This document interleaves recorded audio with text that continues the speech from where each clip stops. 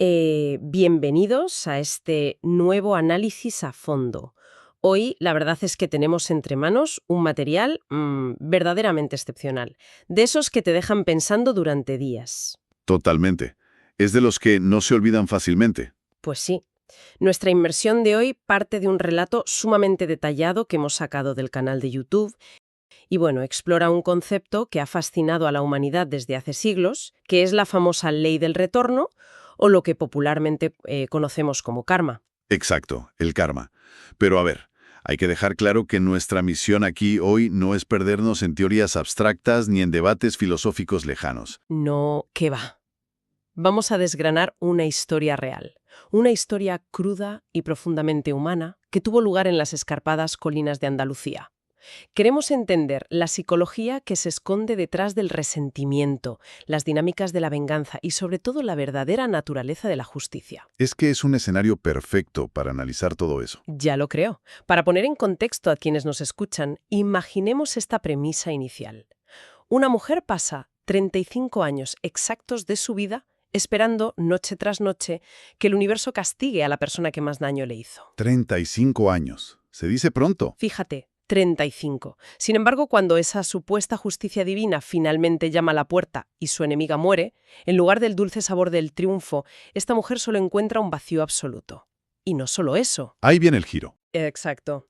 Descubre un secreto que hace saltar por los aires absolutamente todas sus certezas. Y aquí es exactamente donde reside el valor incalculable de este análisis. Esta historia no es simplemente un relato de traición propio de una novela de sobremesa.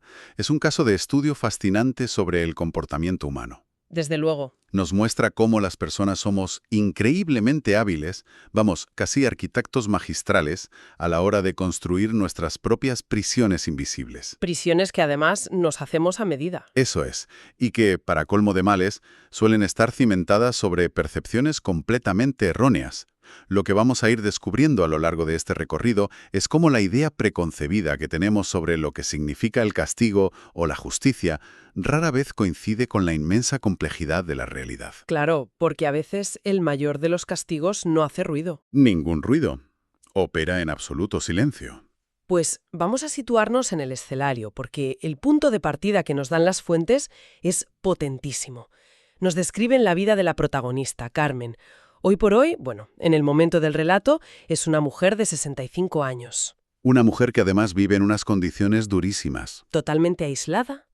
Vive en una finca de piedra, a 10 kilómetros de un camino pedregoso y lleno de polvo que la separa del pueblo blanco andaluz más cercano. Físicamente, el material la retrata con un moño gris desordenado, un viejo mantón de lana negra que parece llevar, no sé, como pegado al cuerpo. Como si fuera una armadura, ¿verdad? Sí, una armadura contra el mundo. Y tiene unas manos profundamente agrietadas por la dureza de sacar agua helada del pozo cada madrugada. Es una mujer que, paradójicamente, se dedica a curar a los demás. Ahí está la gran ironía de su personaje. Exacto. Prepara infusiones de hierbas medicinales, y la gente sube la colina buscando sus remedios para los males del cuerpo y del alma. Pero, fija que, cura a todo el mundo, pero vive en una inmensa e impenetrable soledad. ¿Nadie se queda a hacerle compañía? Nadie. Nadie se queda a tomar un café en su porche. Su vida es espartana, ordeñar ovejas, arrancar malas hierbas y vivir en el más estricto silencio. Un silencio que, según relata el material original, se rompía cada noche de una forma muy peculiar y revelador. Porque Carmen no rezaba antes de dormir para agradecer el día. ¿Qué va? Su oración era otra cosa. Era oscura, o sea, casi una demanda judicial al universo. Llevaba 3 décadas y media exigiendo justicia a Dios. Preguntándose una y otra vez por qué. Eso es, porque la mujer que había arruinado su vida era tan inmensamente feliz, mientras ella se había quedado sin nada, marchitándose sola en una colina. Esta rutina nocturna de exigencia y rencor es fundamental para entender la carga psicológica del personaje. El resentimiento como motor de vida. Literalmente, se había convertido en el combustible principal de su existencia. Pues para entender la magnitud de esa carga hay que ir al origen del dolor, 35 años atrás. El material nos sitúa en la juventud de Carmen. Cuando todo parecía perfecto. Claro, era una chica con toda la vida por delante, a punto de casarse con Alejandro, un hombre de piel curtida y manos grandes, un trabajador de los campos de olivos de la zona. todo estaba listo. El vestido preparado, el banquete organizado. A falta de nada. Apenas 2 semanas antes de llegar al altar. Y ahí interviene su mejor amiga, su hermana de la vida, Isabel. La figura clave de esta historia. Isabel, a quien describen como una joven radiante, de pelo rubio y una sonrisa absolutamente deslumbrante. Bueno, pues aparece llorando y confiesa algo imperdonable. Ella y Alejandro son amantes en secreto. Menudo palo. A ver, es una traición de manual, pero el matiz psicológico aquí es lo que verdaderamente importa. Es devastadora precisamente por quién asesta el golpe. Claro, no es alguien cualquiera. No es una jugarreta de una desconocida del pueblo o de una rival lejana. La destrucción viene de la figura de mayor apego después de la pareja. Era la confidente de sus miedos, de sus sueños. Su mayor apoyo. Cuando quien te protege es quien te destruye, el trauma se multiplica exponencialmente. Rompe todos los esquemas de seguridad de una persona. Y la cosa no se queda en la cancelación de la boda, que ya de por sí es bastante humillante, porque Alejandro rompe el compromiso con una frialdad absoluta frente a todo el pueblo. Sin contemplaciones. Lo que verdaderamente destroza a Carmen, lo que la empuja a ese exilio en la colina, es que Isabel, para justificar su propia traición y, bueno, limpiar su imagen ante los vecinos, empieza a esparcir mentiras venenosas por toda la región. La campaña de desprestigio. Eso es. Va diciendo que Carmen es una mujer fría, que no sirve para ser esposa, que esconde defectos oscuros, y el pueblo, que ya sabemos cómo suelen ser estos ecosistemas cerrados, siempre hambrientos de escándalos, pues se lo cree a pies juntillas. ¿Y tanto que se lo creen? Apenas un mes después, Isabel y Alejandro se casan por todo lo alto. Construyen una enorme casa de piedra blanca en el mismísimo centro del pueblo. Tienen hijos, luego nietos, organizan fiestas en el jardín. La vida de postal. Mientras Carmen, desde su exilio en la colina, observa año tras año cómo su antigua amiga vive la vida perfecta que en teoría le correspondería a ella. Lo que resulta verdaderamente revelador aquí, si lo analizamos desde una perspectiva psicológica, es cómo opera la mente humana ante una herida de esta magnitud. Porque ante un trauma profundo es sumamente común idealizar la vida del agresor. Sí, pensar que les va de maravilla. Exacto. Y aquí entra en juego un concepto interesantísimo, que es el sesgo de confirmación. Para entenderlo con un ejemplo actual, es como cuando hoy en día alguien mira las redes sociales de una persona a la que, digamos, envidia o guarda rencor. Solo ve la parte bonita. Solo ve las fotos de las vacaciones perfectas en la playa, las sonrisas en los restaurantes caros, y el cerebro rellena los huecos asumiendo que su vida entera es un paraíso sin fisuras. Y Carmen hacía exactamente lo mismo desde su colina. Claro. Envuelta en su mantón negro a 10 kilómetros de distancia, solo tenía acceso a una mínima fracción de la realidad de Isabel. Veía las luces de las fiestas a lo lejos, la fachada blanca reluciente. Las apariencias, vaya. Sí. Y su cerebro, muy anclado en el papel de víctima, tomaba esos fragmentos visuales y construía una narrativa inamovible. O sea, la injusticia ha sido recompensada. A ver, entiendo perfectamente la teoría del sesgo de confirmación, pero pongámonos en su lugar. Cuando a uno le han destrozado la vida de esa manera y encima tiene que aguantar los rumores y las miradas del pueblo, ¿realmente existe alguna forma de romper ese sesgo desde la distancia? Es muy difícil. O sea, se necesita un shock absoluto para despertar de esa narrativa. Aislamiento defensivo. Cuando uno se aísla para protegerse, inevitablemente también se aísla de la información que podría desmontar sus propias creencias. Se encierra con sus ideas. Carmen necesitaba creer en esa injusticia cósmica monumental para dar sentido a su propio encierro. Si Isabel no era asquerosamente feliz, entonces el aislamiento de Carmen perdía su justificación de mártir. Perdería todo el sentido de su sacrificio. Exactamente. Por lo tanto, sí, en casos de encierro psicológico tan extremo, a menudo se requiere un evento sísmico para agrietar la pared de esa prisión. Y vaya si llega ese evento sísmico en esta historia. Cuando llegué a esta parte del relato, confieso que yo misma me quedé perpleja con la reacción del personaje. Es que es contraintuitiva. Totalmente. Una tarde de abril, con el cielo teñido de naranja, una vecina llega corriendo al corral de Carmen, casi sin aliento, para darle una noticia que paraliza el tiempo. Isabel ha muerto. Un infarto repentino. De la noche a la mañana. Cualquiera pensaría que después de 35 años esperando este momento, Carmen iba a sentir una especie de euforia, ¿no? La dulce victoria de la justicia divina por fin actuando. Era lo que llevaba pidiendo en sus oraciones oscuras. Pues no. El material original hace mucho hincapié en que siente un vacío oscuro y muy perturbador. Se pregunta a sí misma por qué parece que algo tan importante está faltando en ese momento. Porque no hay triunfo. No lo hay. Solo una inquietud punzante que la empuja a ser algo que llevaba 3 décadas evitando por completo, que es bajar al pueblo e ir al velatorio. Esa incomodidad, ese vacío del que hablas, es el primer síntoma de una disonancia cognitiva brutal. ¿Las piezas no encajan? Para nada. La realidad del momento no coincide en absoluto con el guión mental que Carmen había ensayado durante más de 12.000 noches. 12.000 noches, madre mía. La venganza fantaseada siempre promete un alivio que la venganza real, o en este caso, la muerte natural del enemigo, rara vez entrega.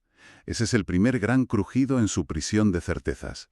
Y movida por esa fuerza inexplicable, Carmen se quita el mantón de diario, se pone su único vestido presentable, un vestido azul marino ya desteñido por los años, y camina a pie esos 10 kilómetros por el camino pedregoso justo al atardecer. El inicio del viaje hacia la verdad. Y la descripción sensorial que se hace de la escena al llegar a la capilla es abrumadora. Se describe un olor penetrante a flores marchitas mezclado con cera quemada que satura el aire. Un ambiente muy pesado. Muy asfixiante. Carmen entra sin hacer ruido y se sienta en el viejo banco de madera de la última fila, manteniéndose en las sombras, observando. Y ahí es cuando la cosa se pone verdaderamente extraña. Empieza a ver las grietas de la fachada. Sí, empieza a notar cosas que no cuadran con ese cuento de hadas que se había montado en la cabeza. Porque las palabras pueden mentir, e incluso el silencio puede engañar. Pero el lenguaje no verbal, las microexpresiones y las dinámicas familiares en un momento de crisis extrema a menudo cuentan la verdadera historia. Son imposibles de ocultar. Son fugas de información que la fachada no puede contener. Desde su rincón en la oscuridad, Carmen observa a la familia y nota que el ambiente es rarísimo. No hay un dolor puro, no está la viudez trágica de un matrimonio de película. Escucha susurros entre los familiares. Esos susurros son la clave. Capta a Elena, la hija mayor, diciéndole a su hermana por lo bajo, fíjate en la frase, al menos ya no sufre más. Una frase que esconde un mundo entero de sufrimiento previo. Y luego escucha al hijo mayor acercarse a Alejandro, el viudo, y decirle casi como un consuelo extraño, ahora puedes vivir en paz, papá. Demoledor.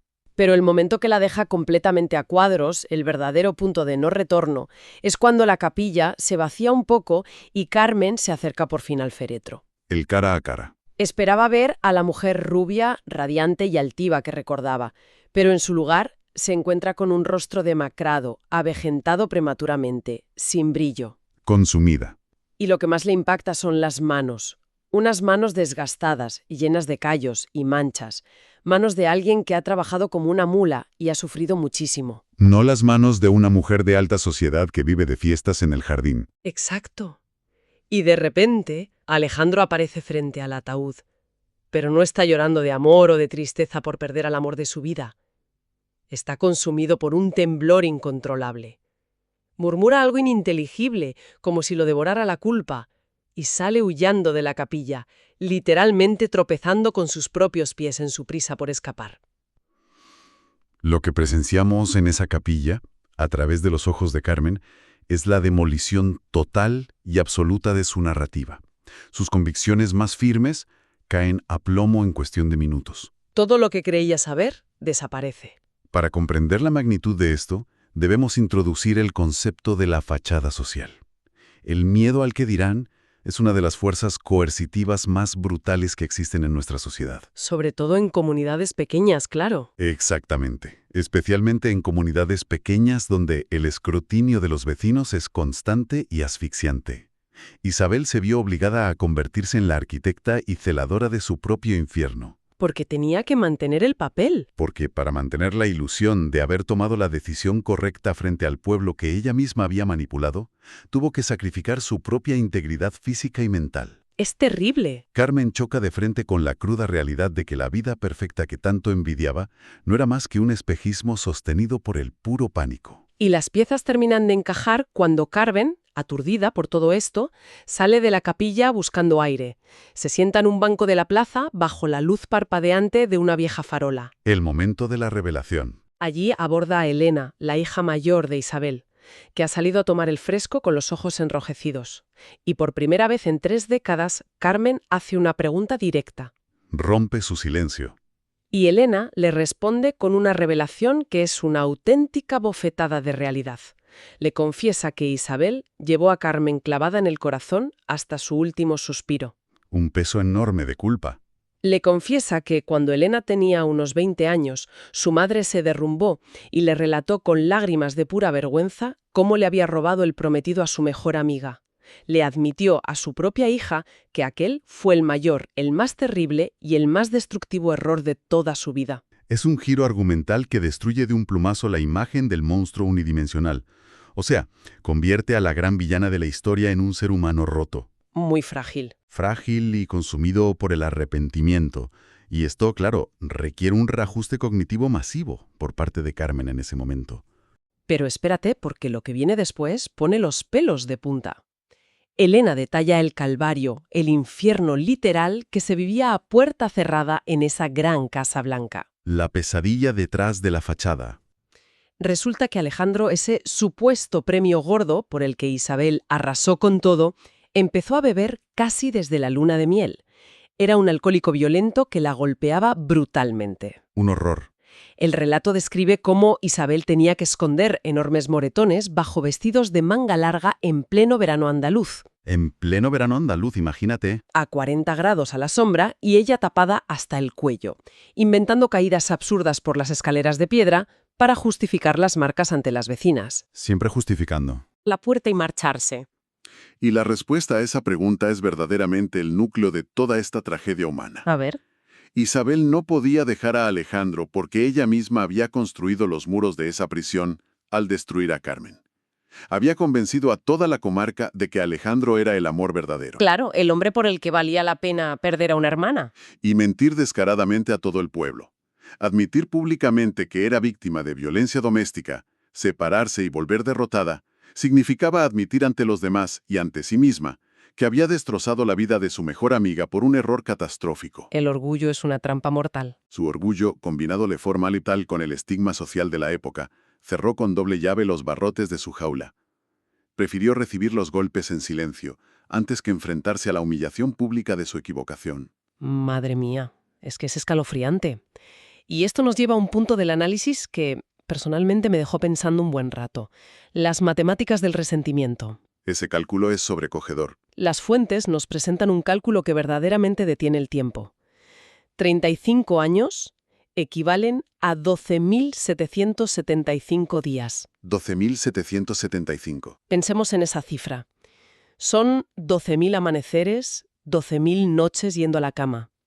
Desde un punto de vista puramente analítico, es la pérdida de coste de oportunidad más brutal que un ser humano puede experimentar. Es una epifanía fundamental y aterradora a la vez.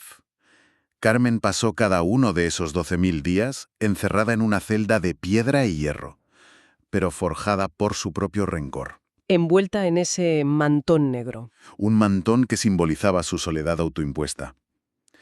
Hipotecó su vida esperando un rayo justiciero. Y simultáneamente, a escasos 10 kilómetros, Isabel pasaba esos mismos 12.000 días atrapada en una prisión real, de terror y violencia machista. Tragando sangre, escondiendo golpes. Y manteniendo una sonrisa falsa para la galería. Ambas mujeres, que antaño fueron inseparables, que compartieron confidencias y sueños de juventud, perdieron trágicamente 3 décadas y media de sus vidas en prisiones paralelas. Sufriendo en sincronía sin saberlo. Es una ironía cósmica tristísima. Es asombroso cómo lo conectan las fuentes. Porque claro, Carmen siempre esperó que esa justicia divina, esa ley del retorno, operara como en las películas. Con fuegos artificiales. Con relámpagos, truenos, un castigo público en la plaza del pueblo, donde ella pudiera asomarse al balcón y ver caer a la culpable frente a todo el mundo. Y ahí está la mayor lección sobre este concepto del karma o la justicia universal que extraemos de la historia. Operó, sí, pero en el silencio más absoluto y asfixiante. No necesitó de espectadores. No hubo público. Isabel pagó un precio brutal, íntimo e invisible. Pagó con la integridad de su cuerpo, con su paz mental, y viviendo con el terror de sus propios hijos. Y la parte más dura, la que tiene que asimilar Carmen esa noche en la plaza. Es darse cuenta de que ella se castigó a sí misma. El universo, por decirlo de algún modo, se estaba encargando de pasarle la factura a Isabel de forma implacable. Pero Carmen eligió, libremente, mantener su propia herida abierta. Hurgando en ella durante 35 años. Exacto. Nadie la obligó a irse a la colina. Nadie la obligó a vestirse de luto en vida. Ella misma fue su propia carcelera todo ese tiempo. Es una realización durísima. Y esto nos empuja al clímax del relato, al momento de la liberación. Carmen regresa a su finca de piedra en la colina esa misma noche, caminando bajo las estrellas, y hace algo que, visto todo el contexto, resulta revolucionario. El cambio de actitud. Enciende una pequeña vela blanca en el porche, pero el relato deja clarísimo que ya no es para rezar por la venganza. Ni siquiera la enciende por el descanso del alma de Isabel. No. La enciende por algo oscuro, pesado y antiguo que está muriendo por fin dentro de su propio pecho. Es el momento en el que admite, ante sí misma y ante el universo, que se había equivocado por completo en todo. En absolutamente todo. Se equivocó sobre Isabel, sobre la supuesta vida perfecta en la Casa Blanca, sobre los mecanismos de la justicia y sobre el papel de Dios. Ese reconocimiento humilde es el primer y más importante paso hacia la sanación real. Hay que ser muy valiente para hacer eso. Muchísimo. Aceptar que nuestra narrativa inamovible de víctimas puede estar basada en una visión incompleta o distorsionada del mundo requiere una valentía intelectual y emocional inmensa. O sea, admitir que fuiste tú mismo. Es muy doloroso admitir que gran parte de tu sufrimiento fue, en cierta medida, autoinfligido por tu propia percepción de las cosas. Hay un momento, a continuación, que me pareció de una belleza cruda tremenda. Las fuentes describen un acto simbólico impecable. Carmen entra en la casa, se agacha y saca una vieja caja de madera llena de polvo de debajo de su cama. Una caja cerrada a cal y canto durante décadas. Una caja que no había abierto en años. Y allí dentro está encapsulado todo su pasado luminoso. Fotos en blanco y negro de cuando ella e Isabel eran inseparables, cartas cruzadas llenas de sueños juveniles y un pañuelo de seda fina que Isabel le regaló justo antes de la gran traición. El testimonio de lo que fueron. Carmen coge la caja, camina hacia su huerto abandonado y, con sus manos curtidas de sacar agua, cava un hoyo profundo en la tierra roja y húmeda de Andalucía. Y entierra la caja.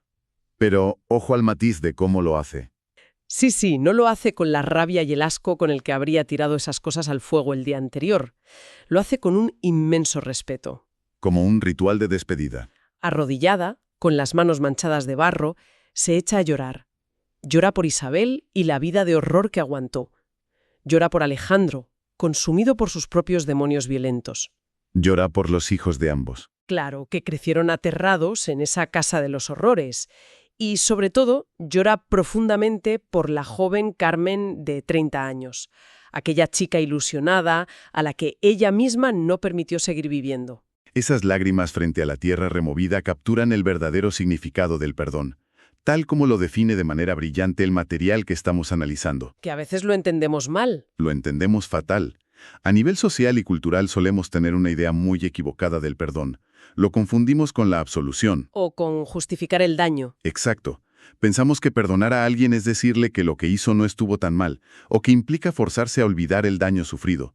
Pero el perdón no es eso en absoluto. ¿Y qué es entonces? El perdón en su esencia más pura y terapéutica es simplemente soltar. Es tomar la decisión adulta y consciente de dejar de cargar sobre nuestros propios hombros un peso muerto que nos está asfixiando y rompiendo la espalda. Cortar la cuerda. Es decirle al pasado que ya no tiene permiso para hipotecar tu futuro. Es devolverle a la vida la responsabilidad de ajustar las balanzas. Dejar de cargar un peso que no nos corresponde. Qué frase tan rotunda. Y vaya si funciona, porque los efectos de este perdón en Carmen, según el relato, son inmediatos y hasta físicos. Es una liberación casi literal. Tras 35 años de amargura, esa misma noche duerme profundamente, sin las pesadillas habituales, y a partir de ahí, su vida da un giro luminoso espectacular. Empieza a vivir básicamente. Empieza a aceptar esas invitaciones a almorzar que antes rechazaba de plano. Vuelve a relacionarse con la gente del pueblo, arregla el viejo corral de ovejas pidiendo ayuda a un joven vecino. Vuelve a conectar con la comunidad.